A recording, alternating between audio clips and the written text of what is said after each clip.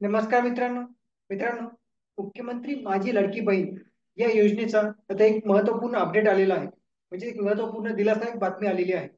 नारी शक्ती दूत ॲपमध्ये तुम्ही जो फॉर्म भरला होता, त्या फॉर्ममध्ये तुम्ही आता बदल करू शकणार आहात. त्याला एडिट करू शकणार आहात. हो. जर पहिल्यांदा फॉर्म भरताना तुमच्याकडून काही चुकी झाली, काही माहिती चुकली, तुमचे डॉक्युमेंट चुकले, तर आता त्या ॲपमध्ये परत जाऊन तिथे तुम्ही आता बदल करू शकणार आहात. तुमची माहिती दुरुस्त करू शकणार आहात आणि डॉक्युमेंट्स पण तुम्ही आता तुमचे जे चुकले जर असतील तर त्याला तुम्ही नवीन डॉक्युमेंट्स इथे अपलोड करू शकणार आहात. ही खूप महत्वाची बातमी आहे, कारण पहिल्यांदा फॉर्म भरताना बऱ्याच जणांच्या चुका झाल्या होत्या. आता ते त्या चुकांना दुरुस्त करू शकणार आहेत. परत नवीन माहिती तिथे टाकू शकणार आहात. फक्त हे करताना तुम्हाला एक काळजी घ्यायची आहे, ती म्हणजे अशी की हा जो बदल तुम्ही करू शकणार आहात तो तुम्ही फक्त एकदाच करू शकणार आहात. या व्हिडिओमध्ये आपण हेच बघणार आहोत, हे बदल तुम्ही कसे करू शकता. तुम्ही तुमची जी माहिती आहे तुम्ही एडिट कसं करू शकता. तर हा व्हिडिओ शेवटपर्यंत नक्की बघा आणि चॅनलला नवीन असाल तर सबस्क्राईब नक्की करा. चालू करूयात आपल्या या व्हिडिओला. सगळ्यात पहिले तुम्हाला तुमच्या मोबाईलच्या प्ले स्टोअर मध्ये जाऊन नारी शक्ती दूत ऍप हे सर्च करायचं आहे. ते सर्च झाल्यानंतर तुम्हाला इथे ऍपच्या समोर तुम्हाला इथे अपडेट हे अपडेट ऑप्शन दिसेल, कारण ही नवीन अपडेट आलेलं आहे. ते अपडेटवर क्लिक करायचं आहे तुम्हाला.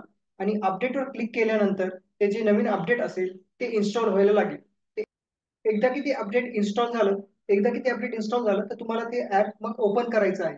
आता तुम्ही बघा, आपण हे इन्स्टॉल झाल्यानंतर इथून ते ओपन करू शकता. ओपन केल्यानंतर तुम्हाला इथे ही स्क्रीन दिसेल सगळ्यात पहिले.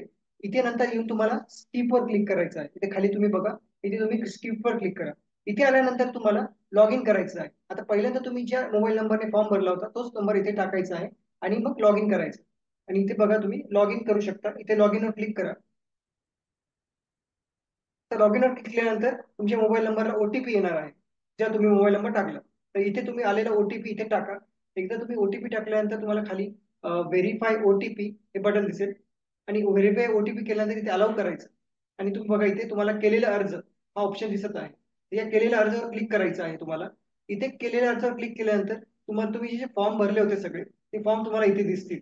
त्याच्यामध्ये तुमचा जो फॉर्म आहे तो तुम्ही इथे ओपन करायचा. तुम्हाला इथे तुमच्या फॉर्मचा ऑप्शन दिसेल. तर इथून तुम्ही तो तुमचा फॉर्म ओपन करा.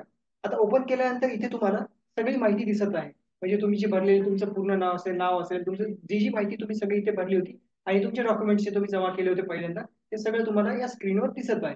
आणि इथे तुम्हाला अजून एक ऑप्शन दिसत आहे वरती जर बघितलं तर, SMS व्हेरिफिकेशन डन आणि एडिट. तर SMS व्हेरिफिकेशन डन. तर SMS व्हेरिफिकेशन डन एका वर येत आहे, कारण तुम्ही जे लॉग इन केलं ते ओटीपीने केलं. ओटीपीने केल्यामुळे इथे SMS व्हेरिफिकेशन डन येत आहे. पण समजा कोणी कोणाचं जर ओटीपीने लॉग इन न करता जर त्यांचं डायरेक्टली लॉग इन झालेलं आहे, त्यांना इथे ऑप्शन येईल परत SMS व्हेरिफिकेशन करण्यासाठी. त्यांनी ते करून घ्यायचं. आणि बाजूला तुम्ही बघू शकता तिथे एडिटचं ऑप्शन, एडिट बटन दिलेलं आहे त्यांनी. त्या एडिटवर तुम्हाला क्लिक करायचं आहे. आता एडिट जे काय आहे, तुम्ही एडिटवर क्लिक केल्यानंतर तुम्ही बघा, तुम्हाला एक इथे मेसेज येणार आहे. हा मेसेज बघा की अर्जामध्ये तुम्ही एकदाच बदल करू शकता. तर हा मेसेज एकदा म्हणजे तुम्ही एकदाच बदल करू शकता. आता इथे बघा, तुम्ही इथे तुम्ही क्लिक केल्यानंतर इथे सगळी माहिती तुम्हाला इथे बदल करण्याची तुम्हाला चान्स आहे. तुम्ही सगळंच इथे बदल करू शकता. तुमचं काही नाव, फक्त नाव चुकलंय, पत्ता चुकलाय, किंवा जे जे काही तुमचं इथे चुकलं असेल, तुम्हाला असं वाटतंय चुकलंय, तर चुकलं असेल तरच बदल करा, नाही तर करू नका. आता बघा, इथे सगळी माहिती आपण इथे बघू शकतो की वेगळी माहिती तुम्ही इथे बदल करू शकता.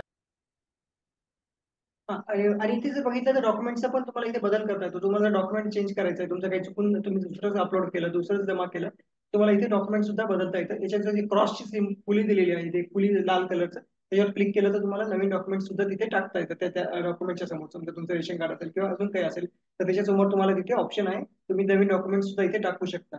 आता तुम्ही जर खाली गेलात, ते डॉक्युमेंट्स वगैरे तुमचं समजा तुमचं तुम्ही जे काही तुम्हाला टाकायचं आहे ते तुम्ही टाकलं, व्यवस्थित नीट बघून घ्या. आणि व्यवस्थित तुम्हाला, कारण हे एकदाच तुम्ही बदल करू शकता, त्यामुळे करताना नीट बघून घ्या. इथे एक तुम्हाला हमीपत्राचं चेक बॉक्स आहे, चेक करायचं हमीपत्र म्हणजे तुमचं जे डिस्क्लेमर आहे ते क्लिक करून घ्यायचं.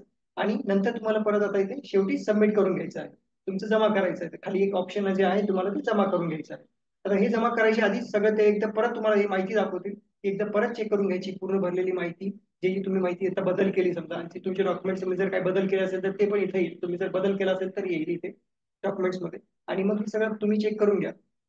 आणि हे चेक करून झाल्यानंतर शेवटी मग तुम्हाला काय करायचंय, इथे खाली जमा करायचं म्हणजे शेवटी तुम्हाला सबमिट करा, म्हणजे जमा करून फायनली जमा करायचं आहे इथे.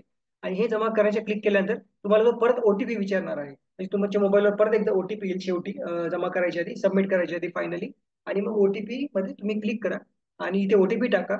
ओटीपी टाकून गेल्यानंतर शेवटी सबमिट करून टाका. म्हणजे अशा पद्धतीने तुम्ही तुमचा आता फॉर्म इथे बदल केलेला आहे. आणि ज्याचे तुम्ही बदल केले, तुमचा बदल झालेला फॉर्म तुमचा आता इथे जमा होईल, सबमिट होऊन जाईल. म्हणजे तुम्ही बघा. आणि आता हा बदल तुम्ही एकदाच करू शकता, त्याच्यामुळे जे करत आहात ते काळजीपूर्वक करा. हा व्हिडिओ आवडला असेल तर शेअर करा, लाईक करा. चॅनलला नवीन असाल तर सबस्क्राईब नक्की करा. थँक्यू.